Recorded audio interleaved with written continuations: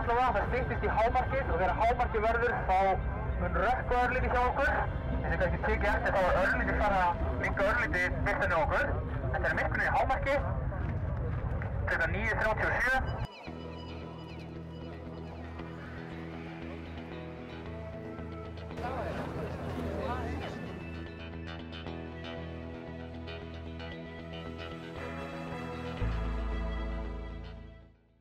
Jæja Sævar, hvernig líður þér núna að þessu loknu? Mér líður ótrúlega vel, getur sagt þér. Þetta er svona alveg ótrúlega léttir en líka bara svona bullandi hamingja. Þetta er svona, þú veist, næsta sem að þessi tilfinning kemst var þegar ég eignast strákjöfinn. Það var svona það næsta sem að þessi tilfinning tekst. Það vita líka bara öllum sem krökkum út all land sem voru að fylgjast með þessu. Nákvæmlega þessi við vildum. Nú kom fjöldi fólks hérna á háskólasvæði. Er þetta eitthvað sem þú bjóst við? Ég bjóst við mörgum, ég bjóst reyndar ekki alveg við svona mörgum. Hvað, 2000 manns eða eitthvað svoleiðis, svona, ef maður giskar á það eitthvað þannig.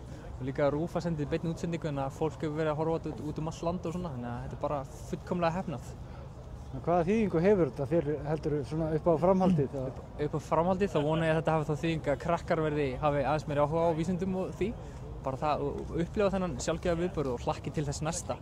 Þetta er bara svona að reyna að kveikja áhuga á vísindum. Nú hefur verið að undirbúa þetta í langan tíma. Hvað tekur núna við? Ég veit það ekki. Frí. Það ég verða að fara í frí. Þetta hefur verið svo mikil vinna að undanförnu og síðustu mánuðin sérstaklega. Ég hef ekki mætt í vinnunum minni hér í háskólanum í 2 vikur bara til að undirbúa þetta. Þannig að ég held ég frí en svo bara undirbúningur fyrir 2026. Það veitir ekki að byrja strax.